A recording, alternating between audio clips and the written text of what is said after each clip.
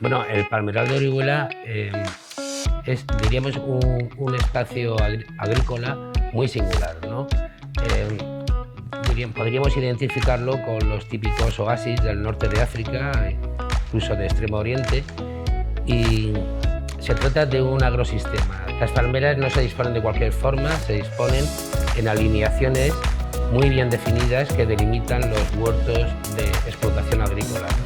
Es una explotación intensiva del territorio que se caracteriza por el cultivo a distintos niveles o estratos, ¿no? Es muy interesante el paisaje del Palmeral porque cuando te acercas te das cuenta que no está en un llano en medio de la huerta, ¿no? Como otros palmerales pueden estar, ¿no? El Palmeral está estratégicamente dispuesto en torno a una forma de media luna que le otorgan las sierras que tenemos alrededor, que son el Monte de San Miguel y la Sierra de Orihuela. Lo importante es que esas montañas le brindan una protección a los vientos del norte y los vientos del oeste, ¿no?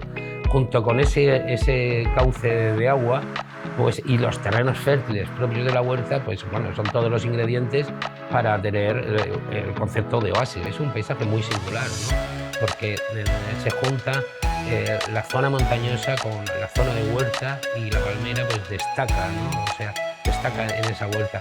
Y todo eso le otorga también una diversidad de especies, ¿no? De aves que aprovechan estos distintos ambientes de la sierra y de la huerta y los cauces de agua. Entonces diríamos que el Palmeral tiene una diversidad, sobre todo en aves, bastante interesante. Dentro de unos años espero que podamos decir que la gestión integral del Palmeral se encamina a lo que es un desarrollo sostenible, ¿no? Lo considero como de una gran belleza, es digno de visitar.